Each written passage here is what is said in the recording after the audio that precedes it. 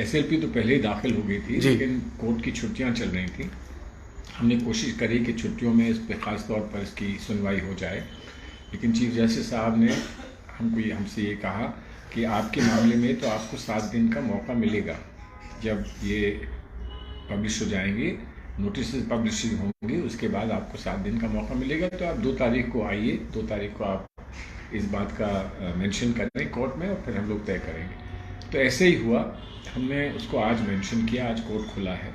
लेकिन मीनवाइल ये भी हुआ कि 1 तारीख को ये पब्लिकेशन आ गया, यानी कि 7 तारीख तक हमको मौका है, वक्त है हमको 7 तारीख तक का। चीफ जस्टिस ने पहले तो ये कहा कि इसको हम लगा देते हैं, मंडे को लगा देते हैं। मंडे को 8 तारीख हो गई। जब हमने ये कहा कि हम अगर 8 तारीख हो जाएगी तो हम 1 दिन आगे बढ़ जाएंगे, तो इसलिए हमको पहले का मौका दे दीजिए। तो उन्होंने फिर 5 तारीख के लिए फैसला किया कि 5 तारीख को जो भी बेंच इसको सुनेगा, उस बेंच को ये मार्क किया जाएगा। अभी हमें ये नहीं मालूम कौन सा बेंच सुनेगा, लेकिन उस बेंच को मार्क किया जाएगा और फिर बेंच के सामने आप लोग 5 तारीख को जा सकते हैं और हम जाएंगे। उम्मीद हमको पूरी ये है कि और लोग भी थे, जैसे मैंने मेंशन किया था, हमारे साथ हमारे एक और सीनियर साथी हैं सिद्धार्थ लूथरा, वो बेचारे वो भी आए थे। उन्होंने भी इसमें जो भी अपनी तरफ से कह सकते थे वो उन्होंने कहा।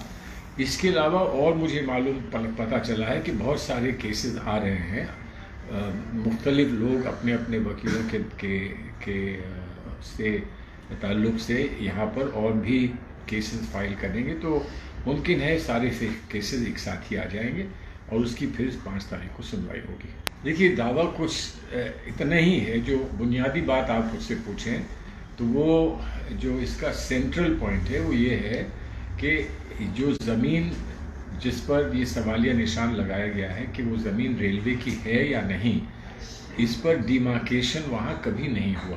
पहले केस में नहीं हुआ, उसके बाद नहीं हुआ। तो जो फैसला किया है हाई कोर्ट ने, जो फैसला किया है, उन्होंने ये मान के किया है कि डिमार्केशन हो चुका है। तो इसलिए मालूम है कि ज़मीन कितनी है, किसकी है, क्या है।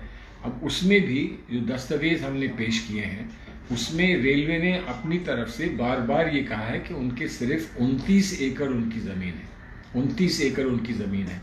और अब उसको 3 गुना बढ़ा के कहा जा रहा है, जो इस केस में अभी हुआ, 3 गुना बढ़ा के कहा जा रहा है। तो वो कितनी है, उनका अपना दस्तावेज़, और दूसरा अब उसको बढ़ा के क्यों कहा गया है, ये दूसरा सवाल। तीसरा सवाल इस बात का भी है कि डिमार्केशन, जब एक केस में इस बात का इशारा हो गया कि डिमार्केशन नहीं हुआ है, तो अब इस जजमेंट में ये कहा गया कि डिमार्केशन पर किसी ने सवाल नहीं लगाया, इसको चैलेंज नहीं किया। तो ये सारी बातें हैं जो मैं समझता हूँ बुनियादी तौर पर ये बात जाहिर करती हैं कि जो भी हकीकत है वो ना पूरी तरह से सामने आ पाई और ना ही उस हकीकत पर हम अपनी बात को कह पाए, क्योंकि मामला तो पहले से रिजर्व हो चुका था। सुप्रीम कोर्ट ने इसके पहले ये कहा था कि आप सबके जो भी तासुरात हैं उस पर हाई कोर्ट की हियरिंग होगी और हाई कोर्ट आपकी पूरी बात सुनेगा। लेकिन हाई कोर्ट तो उससे पहले ही उस मामले को रिजर्व कर चुका था और जहां तक हमें मालूमात है उसके बाद रिजर्व करने के बाद हाई कोर्ट ने फिर नई हियरिंग नहीं करी। इसलिए हम जो कुछ कह सकते थे, जो कुछ हमने लिखित में कहा होगा, वो हाई कोर्ट के सामने रहा होगा, लेकिन जो बहस का मौका दिया जाता है वो मौका हमको नहीं मिल पाया। अब देखें, इन सब हालात को देखते हुए हमें उम्मीद है कि सुप्रीम कोर्ट हमको यकीनन कुछ ना कुछ इसमें रिलीफ दे। देखिए, मेरे लिए सिर्फ एक कानूनी मसला नहीं है।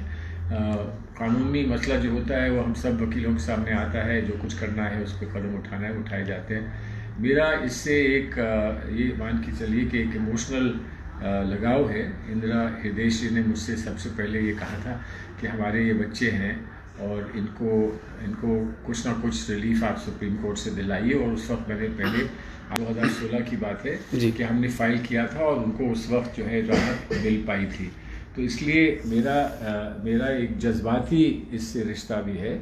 और हल्द्वानी से वैसे भी पुराने मेरे ताल्लुकात हैं। जब से मैं प्रेसिडेंट था उत्तर प्रदेश कांग्रेस का और हल्द्वानी उस वक्त उत्तर प्रदेश में था जी, तो तब से मेरा पुराना रिश्ता है हल्द्वानी से और उत्तराखंड से।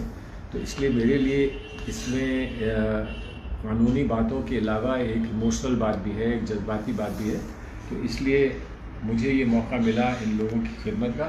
और हमारे नौजवान साथी हैं सुमित हृदेश, जो यहाँ से इलेक्शन जीते हैं और भरपूर उनको यहाँ से ताउन हासिल हुआ था जी। तो इसलिए मेरी कोशिश ये है कि किसी न किसी तरह से जो लोग अरमान लेकर और बड़ी उम्मीदों के साथ उनसे जुड़े हैं, वो उम्मीदों को पर पानी ना फिर पाए।